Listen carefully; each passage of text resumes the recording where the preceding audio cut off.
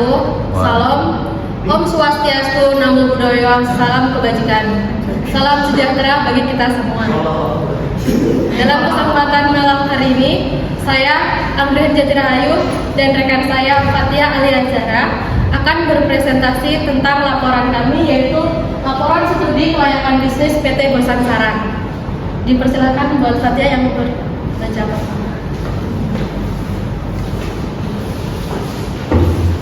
Oke teman-teman, di sini kita akan membahas bab 1. Di sini bab 1 adalah isi ada latar belakang. Latar belakang mengenai PT Bosan Sarang. Sepatu telah menjadi bagian penting dalam kehidupan kita sehari-hari kan.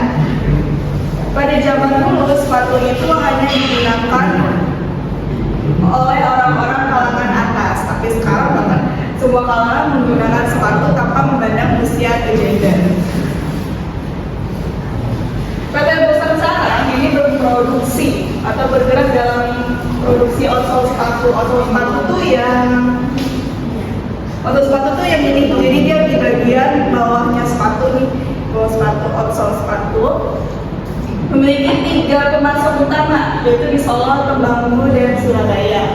Perusahaan ini memiliki jaringan pemasok yang luas, namun untuk tetap bersaing di pasarannya dan semakin dekat, PT Bosan Sarang perlu melakukan evaluasi kerja bisnis secara menyeluruh. Lalu ada masalah dan juga penulisan.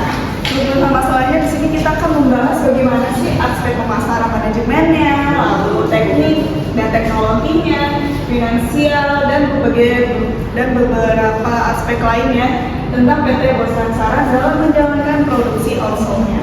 Lalu tujuannya apa untuk kita lakukan penelitian dan penulisan ini? Itu tujuannya adalah untuk mengevaluasi bisnis produksi outsole di PT Bosan Sarang. Apakah layak untuk dilanjutkan atau perlu dilakukan penyesuaian, mengidentifikasi peluang pertumbuhan dari tantangan yang dihadapi perusahaan di masa yang akan datang. Kita sudah masuk ke bab 2. Bab 2 ini adalah tentang pembahasan.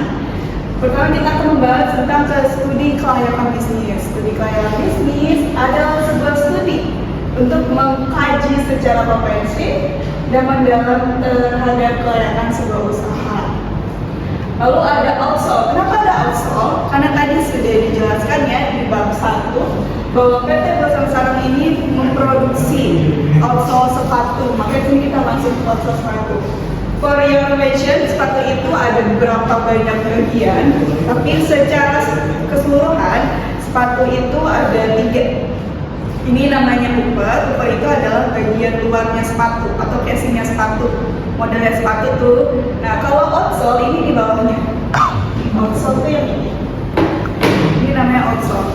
Outsole itu adalah bagian terkerasnya sepatu, karena kan dia langsung berhadapan dengan tanah, dengan batu, dengan segala macam medannya, makanya dia harus keras bahannya. Sedangkan kalau insole itu adalah dalamnya sepatu. Dalamnya sepatu ini harus lunak atau lembut gitu ya, karena kan dia menopang berat badan kita. Sakit kan kalau misalnya kita pakai outsole-nya tuh yang sekeras insole ini sekeras outsole, pasti kaki tuh nggak akan nyaman. Para orang nggak bakal mau pakai sepatu kayak gitu ya kan. Outsole merupakan komponen sepatu yang terletak di bawah bagian sepatu untuk berguna melindungi bagian bawah. Selanjutnya ada pembahasan akan dilanjutkan oleh Reni. Kita masuk dalam pembahasan yaitu untuk produk usaha ya. Pertama kita kenalin dulu PT Bosan Sarang. PT Bosan Sarang itu terletak di Cihideng, Desa Cihideng, Duku Cihideng, Desa Cikupa, Kabupaten Tangerang. PT Bosan Sarang merupakan salah satu PT yang terletak di Provinsi Banten dan berdiri sejak 29 November 2004, baru ulang tahun kemarin. Mana sepatunya?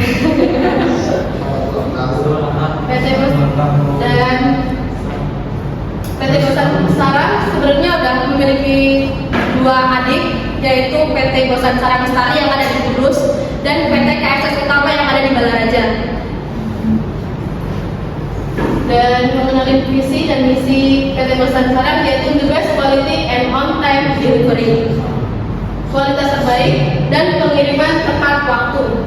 Yang kedua adalah develop new product, pengembangan produk baru.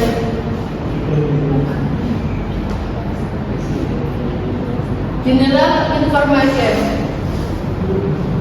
Kompetinan PT Bosan Sarang, berdirinya 29 November, produksinya Oslo rubber dan blown rubber. Blown rubber tadi belum kalian salupati ya. Kalau blown rubber itu bentuknya seperti ini, dia nggak berbentuk satuan ini ya. Terus untuk kapasitas, satu bulannya mencapai 1 juta order. Lebarnya tenaga kerjanya 700 orang. Mesin capacity, press mesin itu ada 12 line, satu line-nya untuk 18 molding. 12 line, satu moldingnya menghasilkan 210 outsole. Jadinya satu hari produksi 45 outsole sepatu. Boxing mesin ada 6 unit, kalender mesin untuk rolling 1 unit, cutting mesin untuk memotong bahan ada 10 set, trimming mesin 30 set, buffing 30 set, metal detektor untuk mendetektor mana BS-nya, ada stock fitting mesin. Stock fitting itu untuk menempel outsole dan pylon. Kebetulan saya nggak bawa pylonnya. Ada banduri mesin 7 unit, 1 unit box calendar, 1 unit, roll 22 inci 3 set, roll 18 inci 4 set, test roll 1 unit, dan real test meter 2 unit. Ini contoh produknya. Mungkin banyak warna ya. Sebenarnya juga kita produksi banyak item seperti Adidas, Nike, Andy, dan yang lokal juga ada. Lokal itu seperti Adidas lokal kan banyak ya sekarang yang harganya 150-an. Itu kita juga ada produksi itu juga.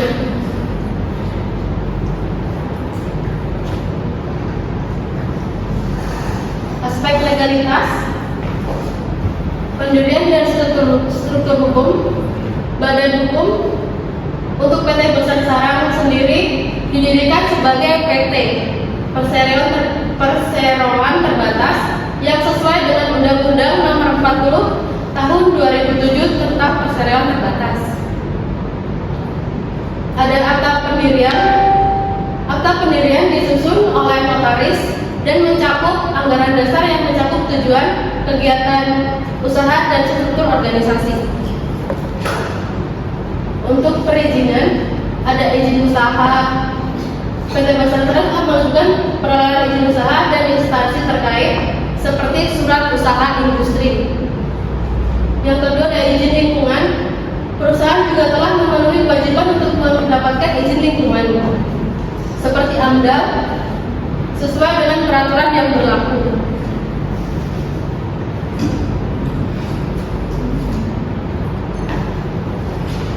Kepatuhan terhadap perundang-undangan.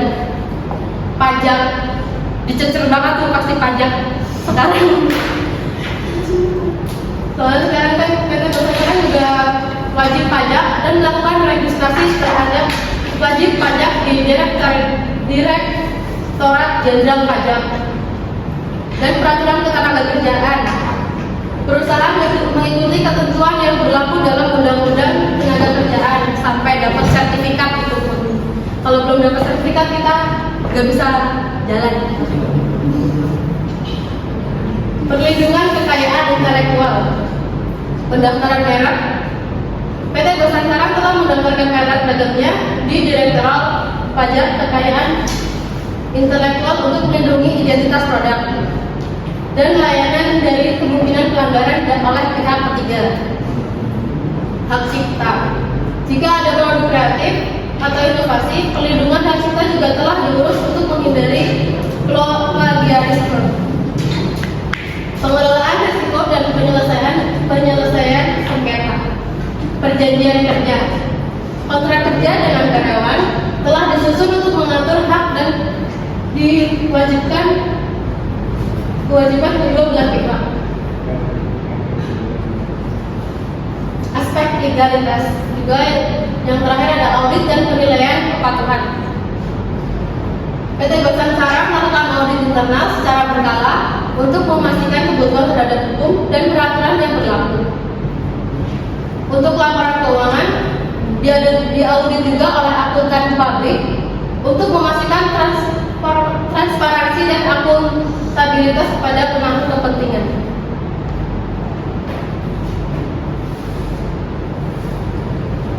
Pasar dan pemasaran. Analisis pasar, segmentasi pasar ada di umur, gaya hidup, dan geografi. Ukuran pasar, produk yang ditawarkan PT Basansara mencapai 1 juta per bulan dengan pertumbuhan tahunan sekitar 20%. Selain pasar, terdapat meningkatkan minat terhadap produk ramah lingkungan dan inovatif. Analisis kompetitor, ada beberapa pesaing dalam bisnis ini. Yang pertama ada PT HSK. Yang pertama PT HSK itu sebelumnya hanya tempat servis molding. Yang kedua ada PT Kumpang. PT Kumpang yang pertama hanya dia produksi material, kita supply di sana juga, dan tiba-tiba dia juga buka tempat bisnis molding juga. Kita sekarang saingan. PT Dua Mitra, kita lebih unggul di Dua Mitra karena dia lebih memiliki mesin injection, sedangkan kita belum ada.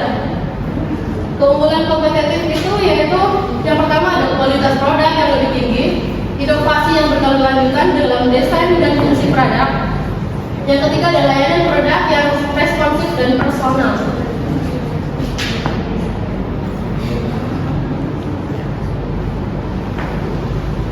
Strategi pemasaran. Yang pertama ada branding.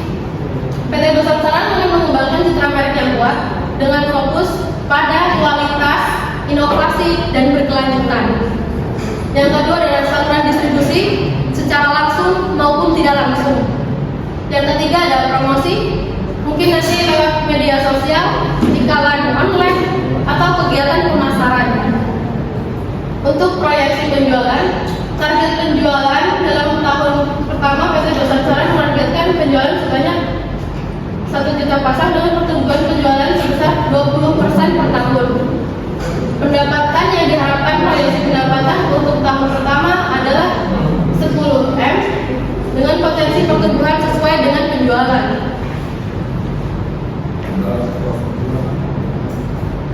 Struktur organisasi, hierarki organisasi PT Basansara memiliki struktur yang jelas, terdiri dari direktur utama, divisi pemasaran, divisi produksi, divisi keuangan, dan divisi sumber daya manusia.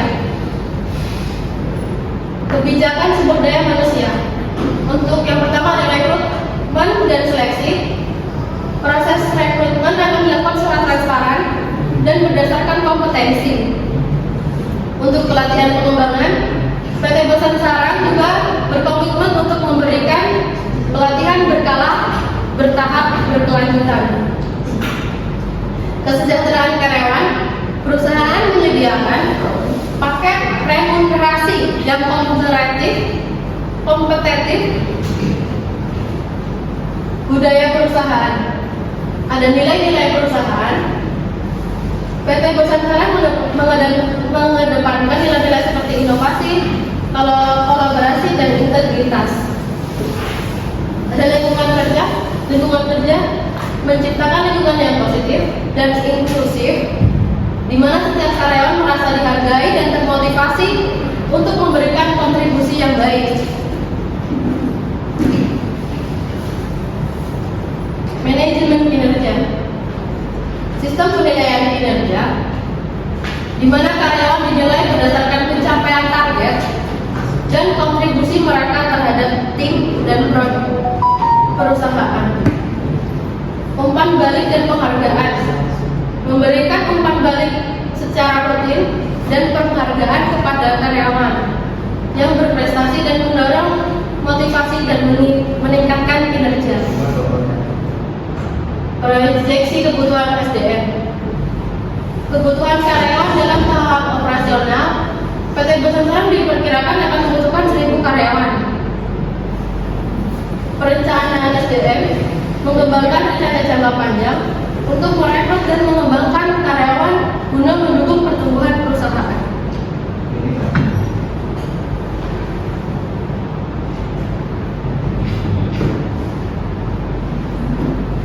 Ada deskripsi teknologi yang digunakan, yaitu teknologi produk, mesin otomatis, sistem manufaktur terintegrasi, inovasi produk, desain berkelanjutan dan fitur inovatif.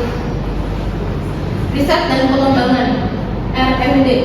Departemen R&D yang bertugas untuk melakukan penelitian pasar dan pengembangan produk baru.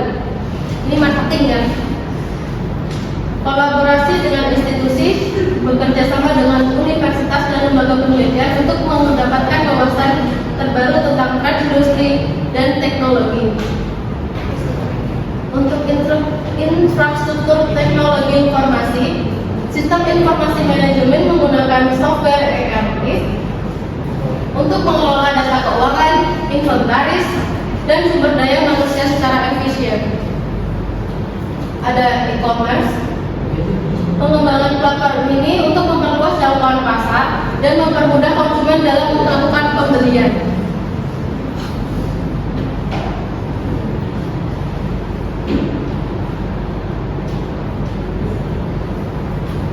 Masuk ke aspek finansial, yaitu proses pendapatan dan biaya operasional. Sumber pendapatan PT Nusantara, yaitu penjualan produk utama serta potensi pendapatan tambahan. Target penjualan dalam tahun pertama yaitu 1 juta pasang dengan harga rata-rata 35.000 per pasang, menghasilkan proyeksi sebesar 35M per bulan. Untuk biaya operasional, biaya tetap termasuk sewa, gaji karyawan, biaya utilitas yang diperkirakan mencapai 10 miliar per bulan. Untuk biaya variabel meliputi biaya bahan baku, transportasi, dan biaya produk lainnya dengan proteksi total sekitar 15 miliar per bulan.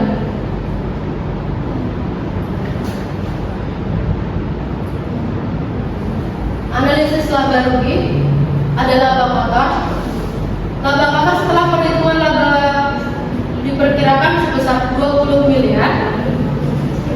Untuk laba bersih dikurangi dengan biaya tetap dan pajak, diperkirakan laba bersih untuk 1 bulan adalah 10M per tahun. Rencana pembiayaan. Sumber modal rencana pendanaan perusahaan berasal dari modal sendiri, peminjaman bank, dan investor eksternal. Untuk analisis BEP, hitungan BEP menghitungkan titik impas di mana total pendapatan sama dengan total biaya. BEP pada penjualan sebanyak 15.000 pasang. Rumus BEP biaya tetap harga jual per unit dibagi biaya variabel, yaitu ada 500 pasang per bulan.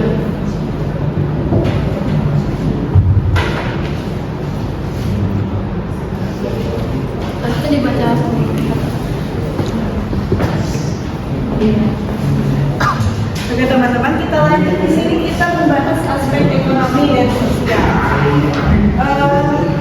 Aspek ekonomi dan sosial ini mengunjung dari beberapa aspek ya. Jadi kita ada sekitar 1 atau 2 aspek yang jelas. Pertama, di sini ada 3, kondisi ekonomi, dampak ekonomi, tanggung jawab sosial perusahaan atau CSR. Kita akan bahas dari kondisi ekonominya dulu. Pertumbuhan ekonomi.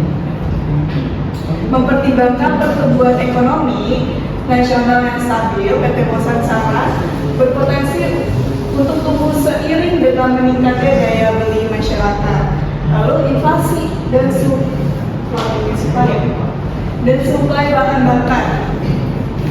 baku, mengawasi tingkat inflasi yang dapat mempengaruhi harga bahan baku dan biaya operasional. Lalu kita geser ke dampak ekonomi. Dampak ekonomi ada dua, yaitu ada penciptaan lapangan kerja, pendapatan lokal. Penciptaan lapangan kerja PT Bosan Sarang ini mengharapkan dapat menciptakan 500 lapangan kerja baru dan memberikan kontribusi yang positif terhadap pengurangan pengangguran di Indonesia. Lalu ada pendapatan lokal. Dengan beroperasinya PT Bosan Sarang ini diharapkan akan dapat meningkatkan pendapatan bagi masyarakat sekitar. Lalu ada tanggung jawab sosial perusahaan atau CSR. Sini ada program CSR, pendidikan, lingkungan, dan keterlibatan masyarakat. Program CSR, PT Bosan Sarang ini bertanggung jawab sosial. Lalu ada pendidikan, mendukung pendidikan, program pendidikan untuk anak-anak di komunitas lokal. Lalu ada lingkungan seperti program penanaman pohon dan pengurangan limbah. Kalau pengurangan limbah nanti kita akan bahas di aspek lingkungan hidup. Lalu ada aspek ekonomi dan sosial. Aspek ekonomi dan sosial ini terbagi menjadi dua. Ada aspek sosial dan analisis resiko sosial. Kita bahas dari aspek sosial dulu ya. Aspek sosial ada juga, yaitu ada dampak sosial hubungan dengan pemangku kepentingan. Dampak sosial, produk PT Bosan Sarang ini dirancang untuk memenuhi kebutuhan konsumen dengan meningkatkan kualitas hidup. Lalu hubungan dengan pemangku kepentingan, membangun hubungan yang jauh lebih baik dengan pemangku kepentingan, termasuk komunitas lokal, pelanggan, dan pemerintah untuk memastikan dukungan terhadap PT Bosan Sarang. Lalu ada analisis resiko sosial. Sini ada dua, yaitu perubahan kebijakan dan persepsi masyarakat. Perubahan kebijakan, yaitu pemantauan kebijakan pemerintah yang dapat mempengaruhi operasional bisnis termasuk regulasi lingkungan dan ketenagakerjaan. Lalu terakhir ada persepsi masyarakat, lakukan survei dan analisis untuk memahami bagaimana sih persepsi masyarakat terhadap PT Bosan Sarang. Lalu terakhir ada aspek lingkungan hidup. Di sini ada tiga, yaitu bahan baku, proses produksi, dan emis dan pencemaran. Kita mulai dari bahan baku dulu ya. Terus sumber bahan, yaitu menggunakan bahan baku yang ramah lingkungan. Jadi PT Bosan Sarang ini kan bahan utamanya adalah karet. Otso ini kan bahan utamanya adalah air ya teman-teman. Nah, bahan ini diambil dari pembakaran batu bara di Bandung atau di Purwakarta. Jadi, limbah cairannya ini tuh ditampung di dirijen lalu diolah menjadi otso. Jadi kita bisa pastikan bahwa PT Bosan Sarang adalah PT yang ramah lingkungan. Lalu proses produksinya yaitu penggunaan energi, menggunakan sumber daya yang terbaru yaitu solar atau angin untuk mengurangi jejak karbon. Lalu ada limbah produksi, mengolah limbah produksi dengan baik, misalnya dengan mendaur ulang sisa-sisa produksi. Jadi nggak asal dibuang begitu aja, tapi kita diolah lagi oleh PT Bosan Sarang sehingga mengurangi limbahnya. Lalu ada emisi dan pencemaran. Pengurangan emisi yaitu mengurangi emisi gas rumah kaca dari proses produksi dengan teknologi yang lebih bersih. Dan terakhir ada pengolahan limbah cair. PT Bosan Sarang ini memastikan selalu bahwa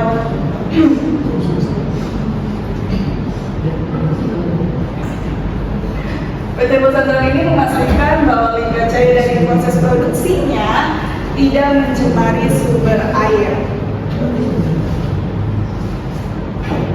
Lalu selanjutnya di sini ada dampak sosial. Dampak sosial ini dibagi menjadi dua, yaitu kesejahteraan yang para pekerja, keterlibatan komunitas, menerapkan produk kerja yang adil dan aman untuk semua karyawan.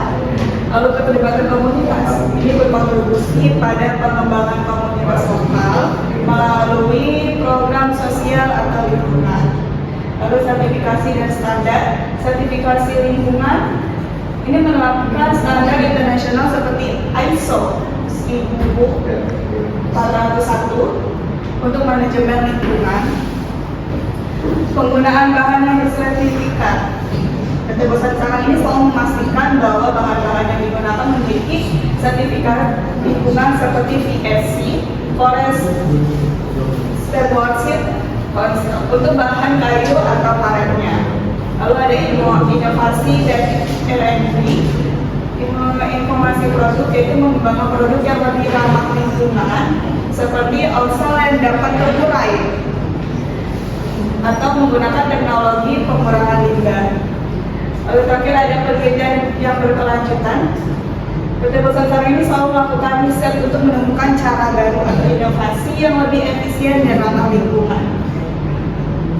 Kita sudah masuk ke bab terakhir, yaitu adalah bab penutup. Bab penutup ini biasanya berisi kesimpulan dan saran ya. Kesimpulan dari penelitian kita terhadap PT Bosat Sarang yang memproduksi outsole sepatu adalah peluang pasar yang besar. Permintaan global untuk sepatu terus-menerus meningkat. Dan dengan fokus produk pada outsole yang berkualitas tinggi seperti tadi, bahwa PT Bosat Sarang ini memproduksi outsole sepatu itu untuk berbagai macam merek, baik internasional maupun yang lokal. Jadi peluang pasarnya itu jauh lebih besar gitu. Dia nggak hanya mencakup pasar lokal, tapi juga mencakup pasar internasional. Lalu ada inovasi dan kualitas. Komitmen perusahaan terhadap inovasi dalam desain dan material serta menjaga standar kualitas yang tinggi memberikan keunggulan kompetitif dan signifikan. Lalu ada strategi pemasaran yang tepat. Tadi sudah dibahas oleh Reni bahwa strategi pemasaran dari PT Bosat Sarang menggunakan media sosial, salah satunya seperti Instagram atau iklan di online. Jadi pemasarannya itu jauh lebih, jangkauannya itu lebih luas gitu. Lalu ada dukungan pemerintah. Kebijakan pemerintah yang mendukung inklusi manufaktur dan promosi produk lokal memberikan dukungan yang produksi bagi pertumbuhan PT Bosat Sarang. Sekarang pemerintah itu sudah berupaya untuk membuat produk lokal itu menjadi go internasional kan. Jadi ini lumayan membantu PT Bosat Sarang dan beberapa perusahaan manufaktur lainnya. Lalu analisis keuangan yang positif, koreksi pendapatan dan haruskan menunjukkan potensi probabilitas yang menarik. Lalu ada tanggung jawab sosial dan lingkungan, komitmen terhadap keberlanjutan dan produk ramah lingkungan. Selanjutnya kita akan buka sesi tanya jawab. Selamat jadi mau pandem ya. Itu udah jawab. Udah kan Bang, nyalakan.